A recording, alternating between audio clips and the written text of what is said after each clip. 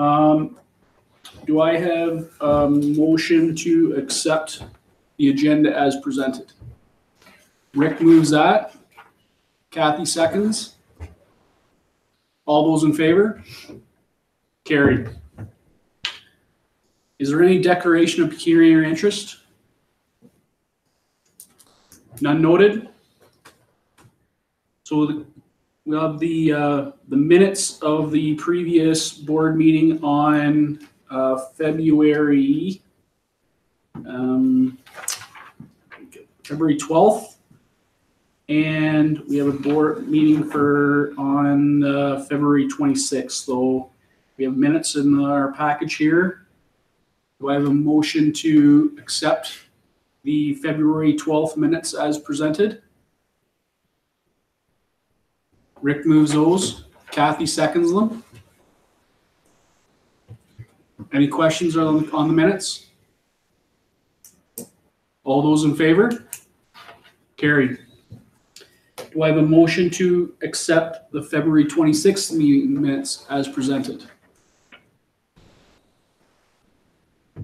Kathy moves those. Rick seconds them. Any questions about those minutes? Seeing none. All those in favor? Carried. We don't have any delegations, petitions, but we do have some. So at this point, based on for the public who are watching online, and for obviously we've all had some informal introductions, but I think we'll go around the room just to kind of say who's who, just so we can get all a sense of for the public to know who they may be seeing for the first time in a North Huron Police Services Board meeting since the disbandment. So start with Rick. Rick Burney, counselor on the board. Sergeant Russ Nesbitt with the Huron County OPP. I'm the administrative sergeant at the Huron Detachment. I'm Wendy Burrow. I'm the interim detachment commander in Huron, so I'm here until the 2nd of June at this point. Staff Sergeant Dave Cinco, I'm the operations manager for Huron County. Kathy Adams, I have a provincial appointment to the board. Jim Zaretta, I'm the community member on the board. And my name is Trevor Sipe. I'm the North Huron Police Service chair, as also I'm a municipal councillor. So this is the first police services board meeting that we've had. Basically, we've had other ones since the disbandment, but this is the first one that we've had OPP presence as well as the interim detachment commander here.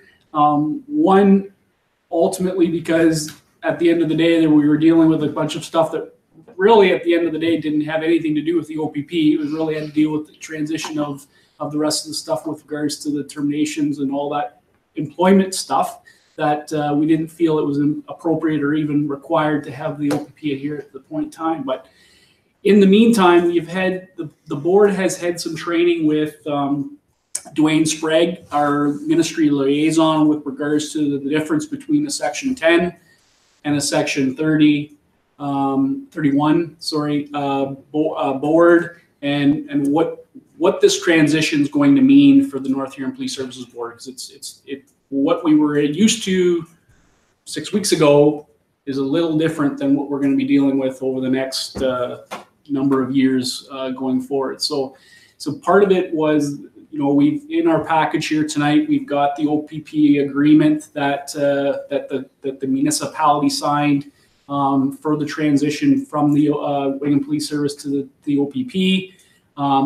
The board policies are in here that we've had pre-transition. The municipality has communicated to me as the chair that they're going to be working with us as the board to get the proper bylaws in place, meaning rescind the ones we need to rescind, get the ones on our agenda here at future meetings to make sure that we've got all the proper bylaws appropriate to what this Section 10 agreement deals with. So I just wanted to give that a sense, and really, all honesty, was really to we haven't had any communication with the OPP for the last 4 weeks. So, this would be an opportunity for Wendy to provide some information, and Rick and Staff Sergeant here to provide us some understanding and maybe let the board ask some questions about how the transition's gone, what they think in the agreement. They've had the agreement, so what do they think of the agreement? What those types of things. So I think this is a perfect opportunity where we're in that transition. I just wanted to kind of get the public up to date on where we're at, but also for the board.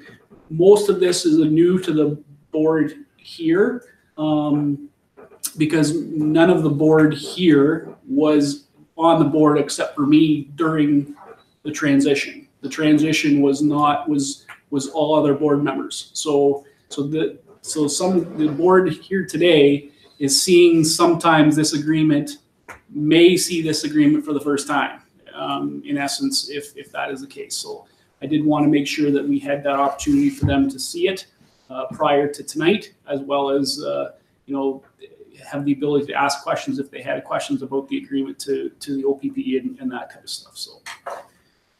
So in that, so we've got business arising. So we do have, like I said, Wendy Burrows from the interim detachment commander. So I'll turn it over to you, Wendy, to kind of give us a kind of synopsis or a report about how the transition from your perspective has gone, and what the ratepayers in Wingham are to expect from the agreement. All right, so basically I'm just going to start off with a bit of a report. So since we transitioned until the 17th of March, so Sunday, the OPP's responded to 81 occurrences within the Wingham ward. The majority of these, we had 6 either thefts or shoplifting incidents. The shoplifting occurrences, both of them were solved. And what I found interesting, 3 of the 4 theft occurrences were actually unfounded. So that's a little bit different for us. 2 of them were gas drive-offs that the people had attempted to pay, but hadn't realized that their payment hadn't gone through. So it was a matter of just tracking them down. And the other one was somebody who had parked their car somewhere else and then got home and didn't remember where it was. So we found that for them as well. We've done 7 rides in the community during this time. We've laid several Liquor License Act and HTA charges from those ride campaigns that we've completed. And we've done 9 different traffic enforcement calls, including 3 where we found people driving suspended, 3 where we've had driver's license suspensions due to impairment. And we had 1 stunt driver as well, so over 50 kilometers per hour speeding. 2 MVCs, and we found 2 missing people as well. So the call volume, we've had 2 officers in the zone since the transition started. So the call volume's been good. We've done a lot of proactive work within Wingham in the last 3 weeks. And we've had several good comments, especially from the schools, seeing the officers walk through the schools. Our school resource officer's been through the schools as well and has made connections with the youth in the community as well. So that's just sort of a general sort of operations side. I'm going to get Russ, I think, to talk about the detachment facilities and the changes that we've made up there. Okay, so we're making space right now for the addition of the officers from the Wingham Police as they transition in. So when they have space to come back to, we're putting in some workstations. We're going to give them some dedicated space where they can do their administrative work. We've also brought in some extra guns, C8s, tasers, all the equipment for that to deploy out when they go out on the road. We've got 2 new cruisers. We just brought in a Charger and an Explorer. So the detachment, they brought them from Aurelia from Fleet Services to complement the Tahoe that's already stationed there. So there'll be 3 cars sitting in Wingham for deployment. We've got some radar equipment coming as well, alcotests, and some Narcan. for deployment as well. So we want them to carry all the same equipment that everybody else has. So, and that's going to be happening and has happened or is happening right now. So everything I think is coming together good. We're putting in a fingerprint station here as well. Electronic fingerprinting is going to take place in the Wingham office. So anybody that gets arrested or any civil prints can be done up here as well. I think that pretty much covers off the logistical part of it. But there's been no surprises. Everything's worked reasonably well. Did you want to go over the HR side? Yep, with the members that are going to be joining us as of the end of the week. So with them coming on board and transitioning into the OPP, what we're looking at doing is they're not going to just simply come back here and start their duties here. We want them to be familiar with the county. So to each one of them is assigned to a platoon, and basically what will happen is they'll be married up with one of our members. They'll go out into the other zones. They'll get familiar with the other zones as well, get comfortable with our standard operating procedures. And likewise, we'll have members coming in here, not unlike we've done with the overtime coverage right now, where the members are coming in to fill that void while they're away. So we'll get them to a level of comfort where they can operate on their own. And then we'll get them back and you'll see familiar faces, but you'll see new faces here as well. So everything's coming along well. Graduation is on Friday. And like we had mentioned before, everything to this point has been favorable. I just wanted to add onto what Wendy had mentioned. All the comments I've got back, feedback I've got from the public has been favorable. I think they like the presence. They like to see us out there, and that's part of, just being visible and being available. So a couple of our priorities at this point. So any questions on that front? Is there any questions from board members that would like to ask? No questions really, but I'd certainly add that the presence is very good. Good. In the last month, it's been great. It's good to see. Excellent. Yeah, that's the feedback we like to get, and hopefully that we can get them rolled back in and transition in and get everybody to a comfort level where they can operate in other zones and likewise back here. Sure. I've heard positive of them being on the street. Good. Excellent. Excellent.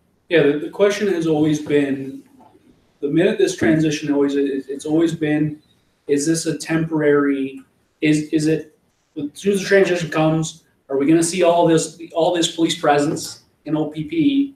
And then in the next 6 to 8 months, are we gonna see it start going this way? And I don't know the answer to that question, but that's the question, that's the comments that I'm hearing from ratepayers, because they're still unsure of this transition from the wing police to the OPP. So I agree. I think what I've seen, what I've heard has been positive, but those are the fears of what's going to present in the future, not today. So that's just a comment of communication that I've heard from the public of where it's great that they're here now. Yeah. Is that presence going to be continued, or are we going to see a reduced level of service later on? And I said, I can't answer that question. That's not a question I can answer. My question is the concern is there's supposed to be somebody here in the municipality, the same as we had before. That was the intention based on the agreement. Exactly. So not only within Wingham proper, but obviously with our detachment as we ran it previously, members working out of that office as well. You may see more of them within the community, assisting those officers locally as well, where those calls for service didn't come to us previously. So I don't think you'll see a reduction. I hope to think that you'll see a maintained service delivery. Again, what calls for service dictate priority calls. Members may be assisting just outside the boundaries of Wingham with another call. You know what I mean? And likewise, they may come back in. So I can't say on any given day you're going to have X number of officers that will be standing at your door, but there will always be officers assigned here.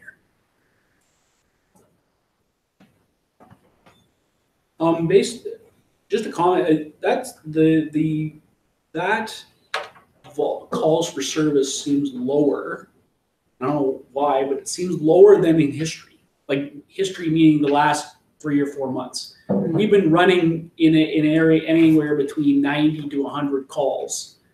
Now we don't get into the detail that you've presented here to us tonight. We get usually a quarter that tells us what all the calls or incidents have been in the chief used to provide us with just here's the list of all the stuff that's happened. But it seems that to me to be a lowering trend. Well, it's only a month, but a lowering trend of calls, but some odd ones that we've never heard before. and maybe that's just me going into more detail than absolutely, Yeah. I need to. Yeah. And we'll work it out. Yep. What you want. And this is only 3 weeks, right? yeah. So No, so there's yeah, another you're- week. So usually it's a month, yes. yeah, so we're looking at about 20. Yep. 25 a week sort of thing. So that'll get us right back to where you are.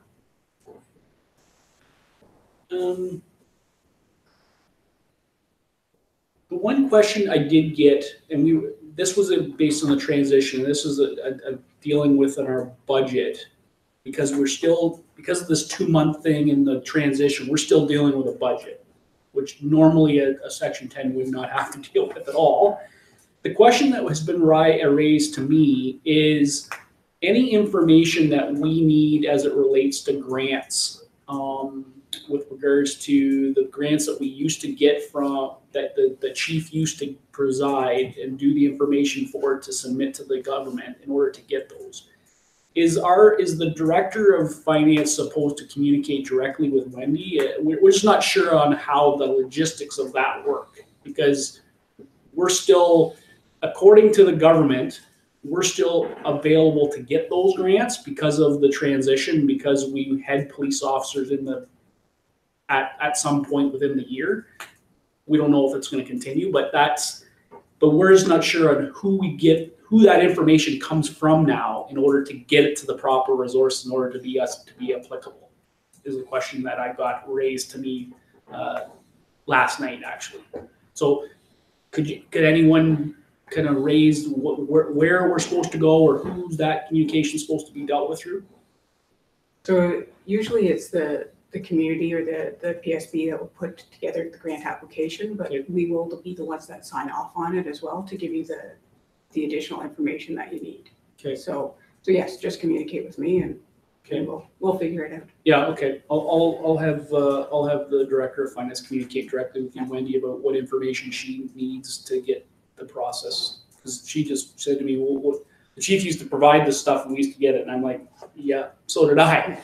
We didn't get this information. We didn't know where this information came from before. So it was more of who do we communicate with? It would be you or Rick or whoever. It doesn't matter. It just matter of who do we talk to or who is that? Because obviously the municipality still wants to get as much information from the Ontario government as they can during this transition. So that helps.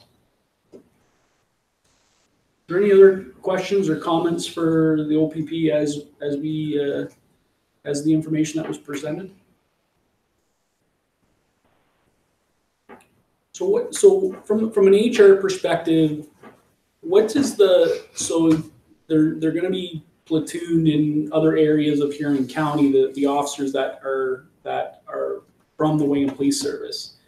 Are they in turn going to be are they going to be working individually, like with themselves at the time? Or are they always going to be stationed with somebody that is an experienced OPP officer in the municipalities?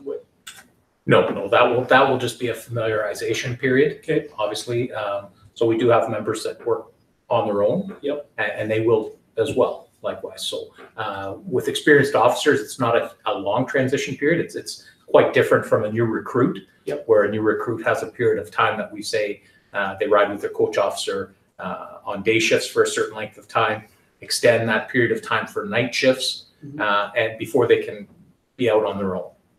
So with the experienced officers, when they come across, obviously they have that knowledge and that experience of being a police officer. That's why they're experienced officer class.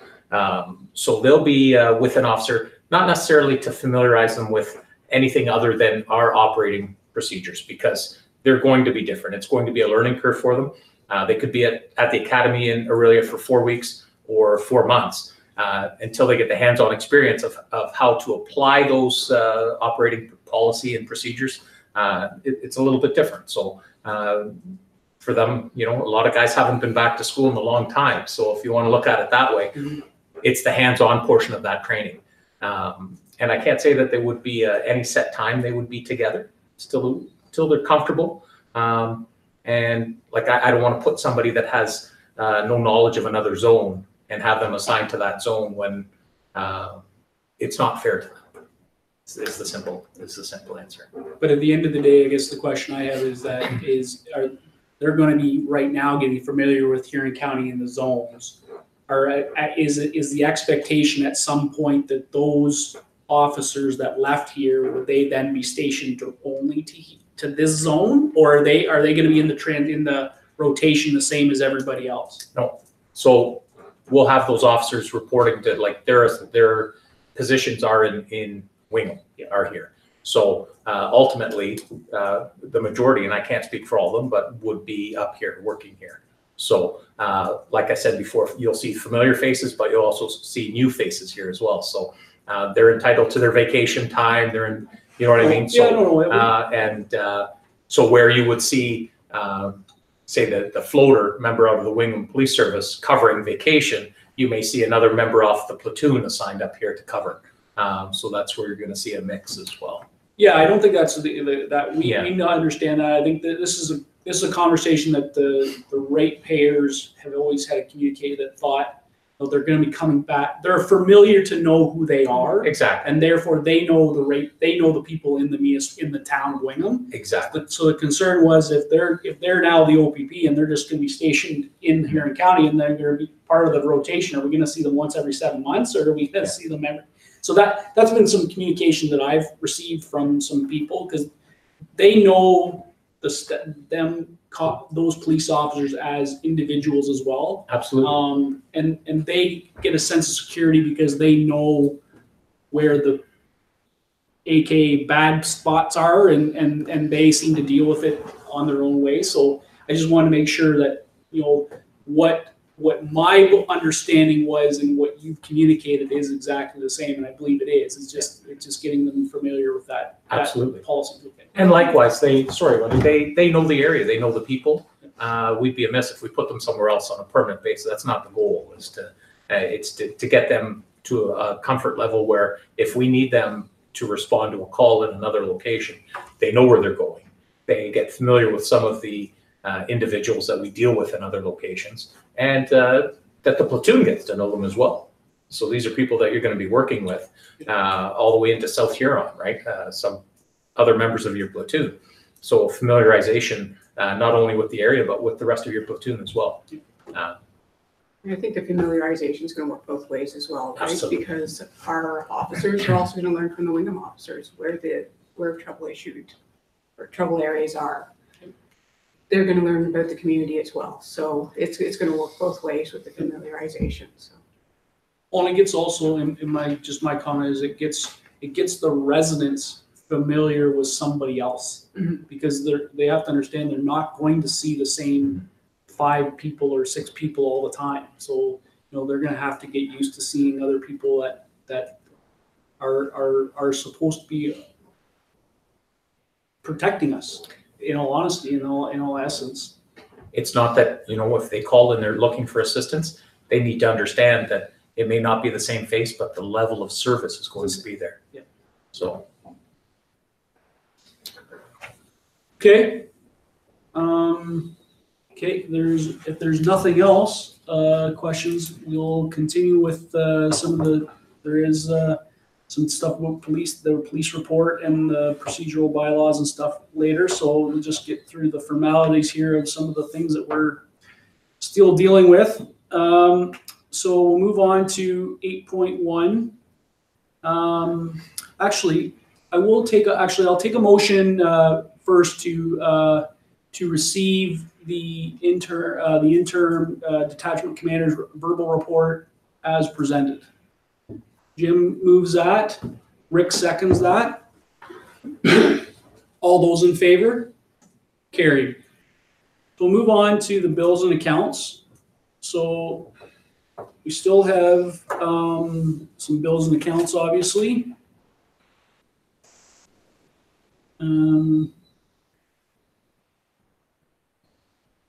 I did have a question. I'm assuming it. I have a question, but I didn't have a question because I now know I recalled what my answer was. So my question was, why was there some office supply stuff for Microwave Basics? That was the plaques and stuff that we purchased with municipality for their years of service and dedication to their years of service for the Wayne Police Service. So, is there any other questions with regards to the bills and accounts that you see here from from February 9th to March the 8th, I believe is when this was written.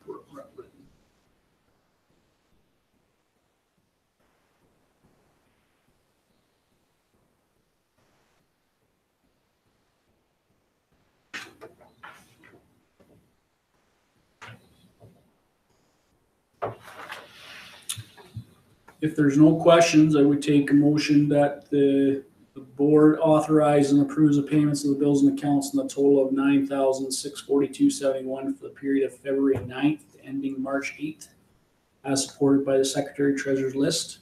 Kathy moves that. Jim seconds it. All those in favor? Carried. Correspondence. So we've had a significant amount of correspondence from Zone 5, mostly because of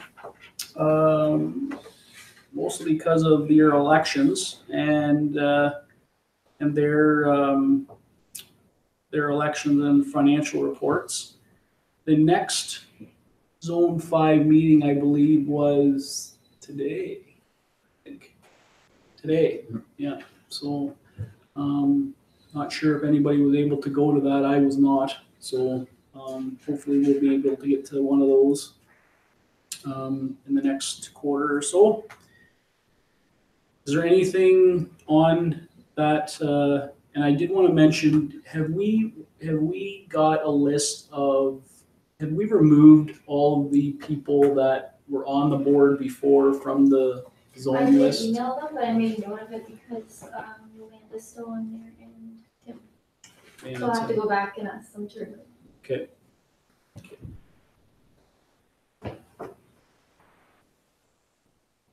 Okay.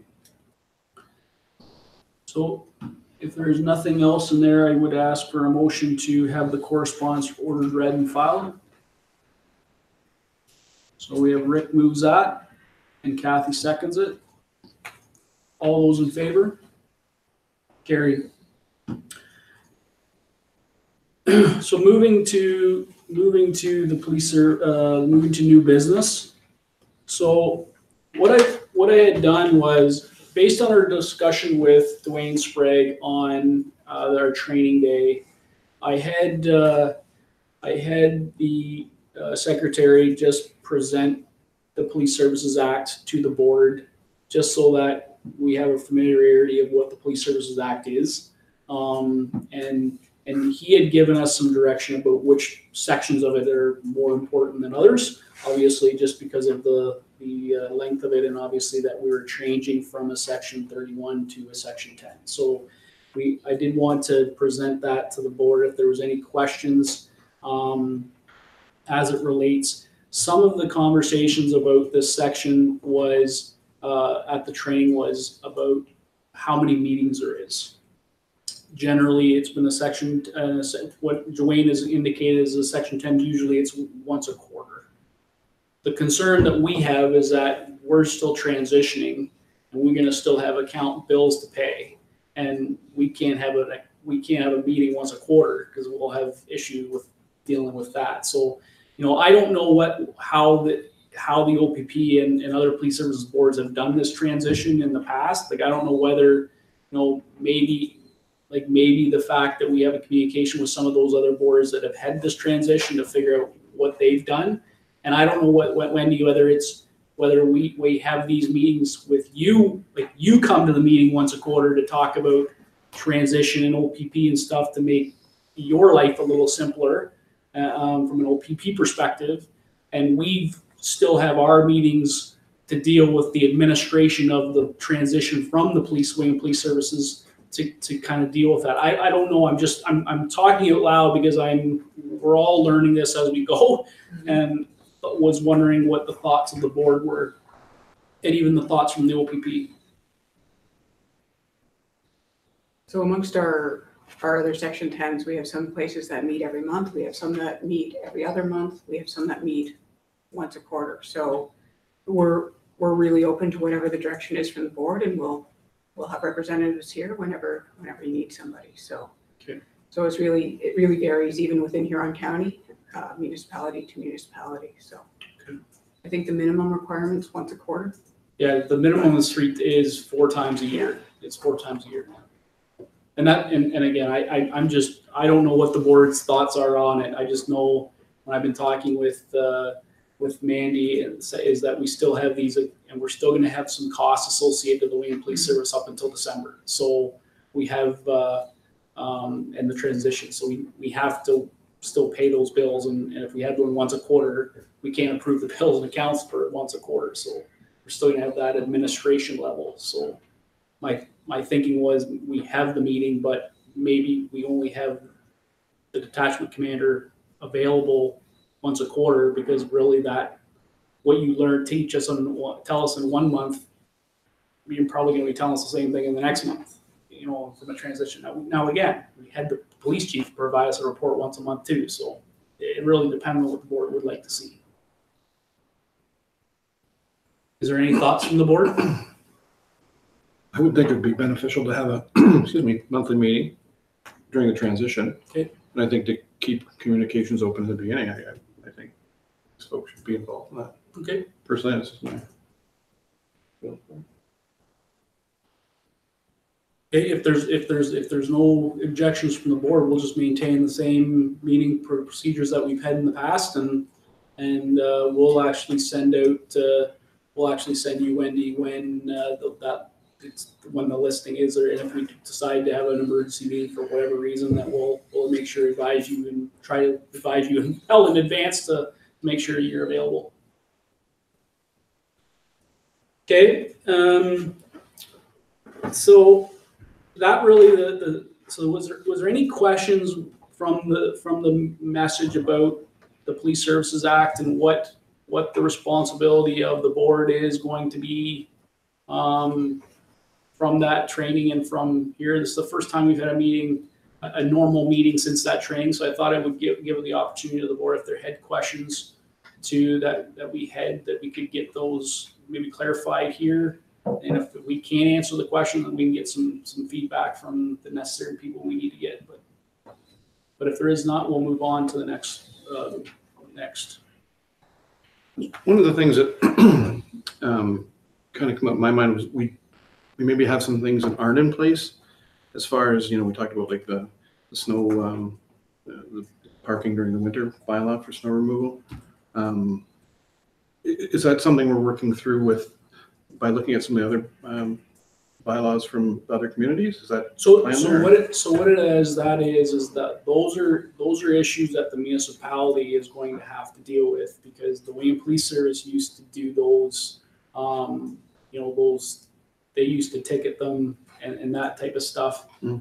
That's not, there hasn't been any discussion about whether that is something that the OPP is doing or not. I don't know that answer, to be quite honest. I think that's some of the questions that are going to be coming out of the indication was the bylaws of the municipality may not fall into the OPP's realm of what you are actually, writing tickets for or doing that kind of stuff. So maybe you could clarify that, Wendy, for us. Is that what we interpret that is correct? Is that the municipal bylaws, the noise and snow and those parking violations, those types of things aren't in your realm under the agreement that we have today? No, so currently if you want us to enforce bylaws, it would be over and above. over and above? Yeah. We will still respond to the calls, Yeah. so if somebody calls about a animal complaint, we'll respond. But, or if somebody has an issue with a vehicle blocking for snow removal, we'll respond, we'll get it towed, but we won't do the ticketing at this time. So yeah, so the municipality knows what those things are based on the agreement, and they're trying to work through logistically what that looks like.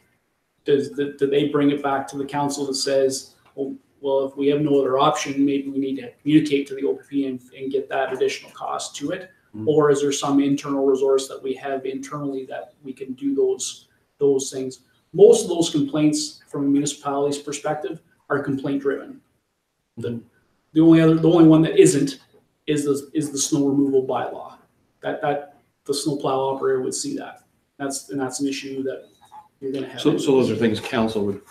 Council is dealing with those as an administration part of the transition between the OPP and what the police services board or what the police service did at the time, because they didn't always do the parking one. Is the snow removal is the big one, because they usually ticketed the people to move and head those, but we don't have that now with the transition. But the municipality is aware of all those other bylaws, noise. So we do have, the municipality does have a bylaw enforcement officer that they have instructed that person that there's some bylaws that now you will be responsible for. Okay. That one is going to be a very difficult one, because generally speaking, the issue is at night. It's usually the nighttime was the issue, not during the day. And like I said, we'll still respond to them. And we can always refer it back to the bylaw based on our evidence, the bylaw officer can lay the charge. Usually for a noise complaint, we're getting called anyway, because it's usually more than just noise, so. So I'll communicate that communicate that to the municipality as well, that says, if somebody in the municipality has an issue with whatever issue, they can communicate it to the OPP. The OPP will do what they will respond, but if they're not going to ticket anybody, but if you as a municipality want to ticket, they're going to have some evidence that it will allow you to do certain things that will do that. So that'll be a communication between the municipality and the OPP, but we'll make sure we instruct and understand that they understand that if you get a call, you're going to respond. Yes. And you brought up before school resource officer, that's part of the contract?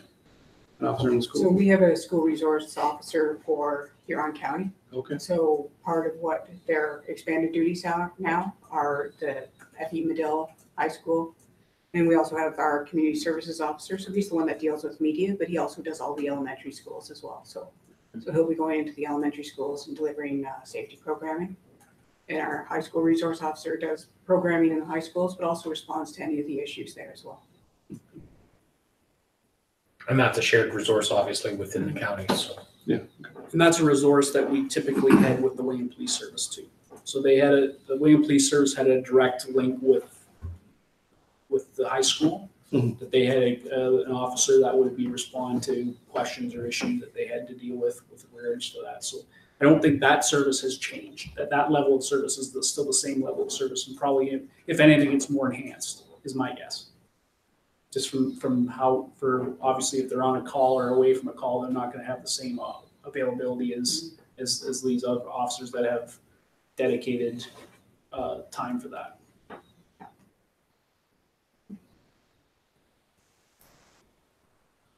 Okay, so we'll move on to 11.2. So 11.2 is the report that, so the municipality wanted the Police Services Board to understand the agreement.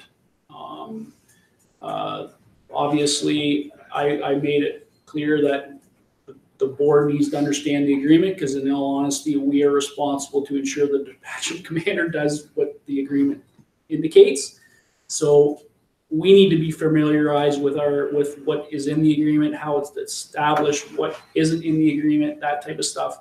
So the municipality has provided some information here about the one-time costs associated to the uniforms and the vehicles and that type of stuff that Sergeant Nesbitt mentioned in his report, but also a lot of other information as it goes to the difference between a Section 10 and a Section 5.1, which we deal with in our municipality as a whole because we have Blythe and East Wawanosh on a Section 5.1 and Williams on a Section 10.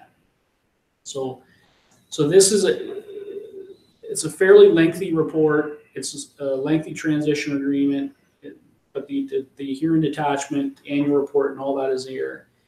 It was really more for information purposes. It was really to get the board familiar with the agreement because obviously it's new to most of us, except for me, obviously. But no, I don't live this every day, so I have to refresh my memory on what the agreement is all the time as well. So this is an opportunity for if there's questions with regards to the agreement that I'm not expecting Wendy to know it either. I'm expecting us to ask the question, and if we need to get a response back from Wendy or from the OPP, then we can get that at a future meeting. But I know the OPP is scheduled to come to the municipal council chambers as well. So that those questions are going to be funneled through Dwayne to go to, I believe, Wendy or somebody at the OPP to have those questions answered as well. So I have mentioned that if Dwayne wants to provide them to me, and we're going to be having a meeting, I can get them to Wendy and she can provide the answer to the board, and then I can in turn get them to the municipality as well, just so that we're get the information, but make sure it's relatively timely and we're not waiting for a month or 2 or 3 or whatever it is that we need to have. So is there any questions in regards to the report that was presented?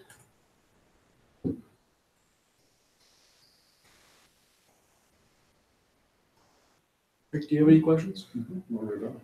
Okay.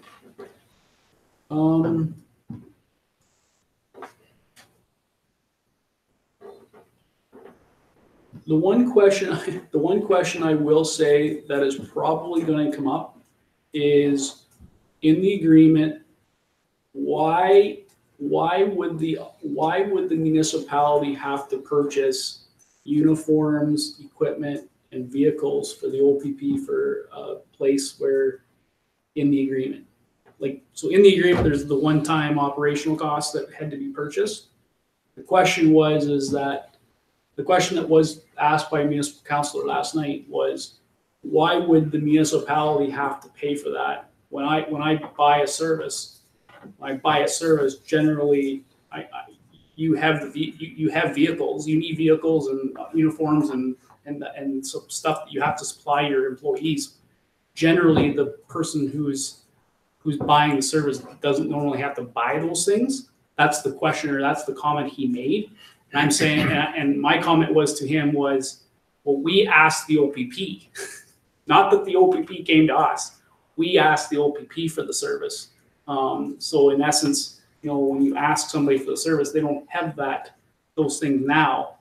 They're in their complete right to ask for those purchases, because if we didn't have the service, they wouldn't need them.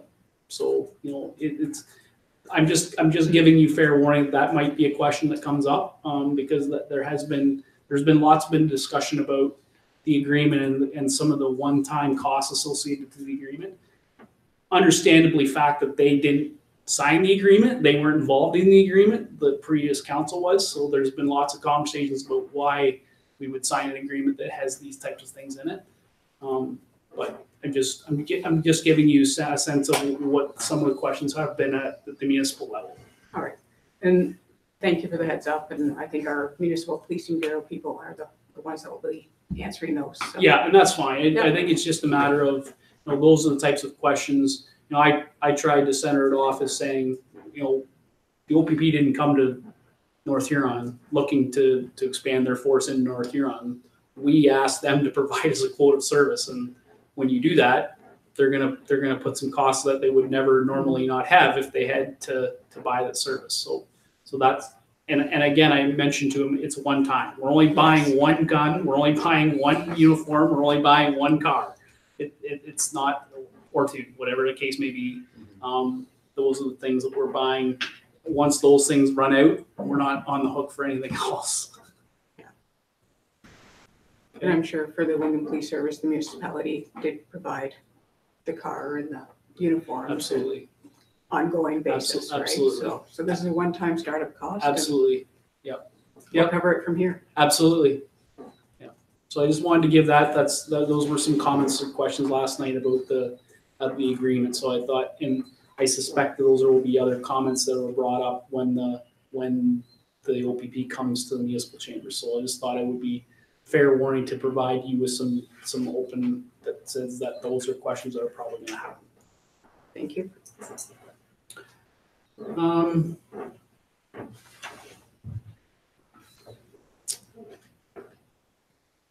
So if there's nothing on that, because it's just for information purposes, there's not really any motion that's required because it's just that we just wanted to provide it for information.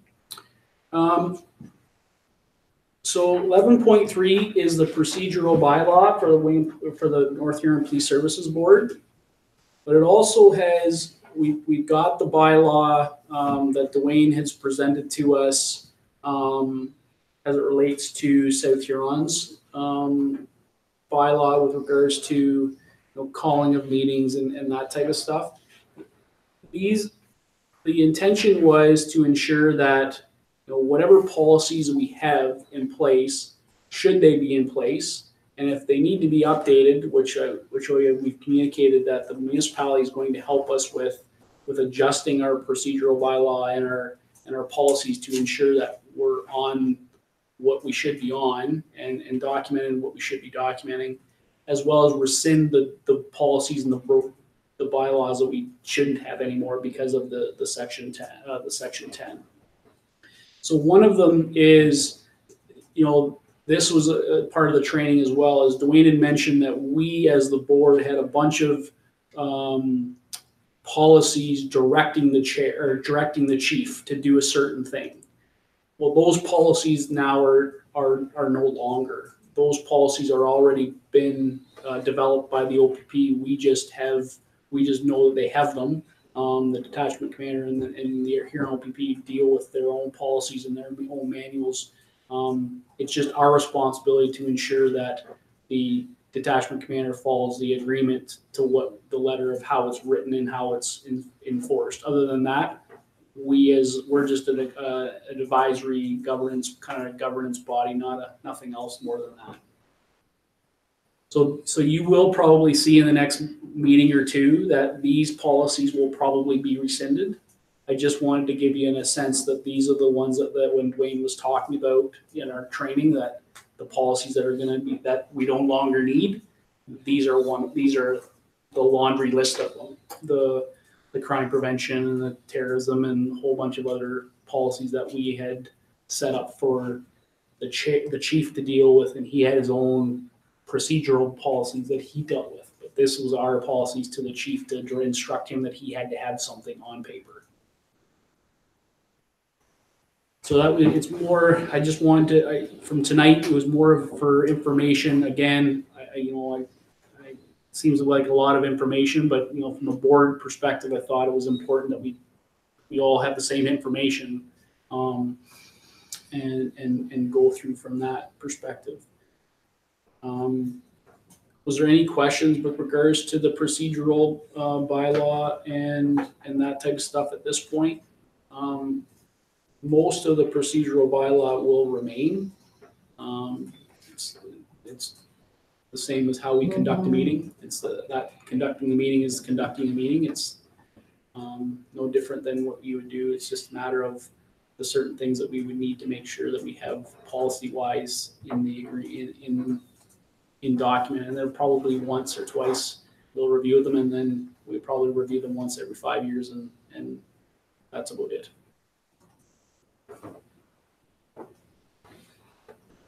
But really, the composition of the board, the indication is that the board, the municipality has not That conversation has not happened at the municipality level. So what the composition of the board is, if it's a 3-person board or a 5, right now we're at a 5, where you have a vacancy of a provincial appointee, and that's what we have right now. So there's been no discussion at the municipal chamber or council to change that composition at all at this point. And to be quite fair to them, I don't think there will be any conversation to adjust the composition, because at the end of the day, they're getting the same level of information they were getting before. It's just coming from a different voice.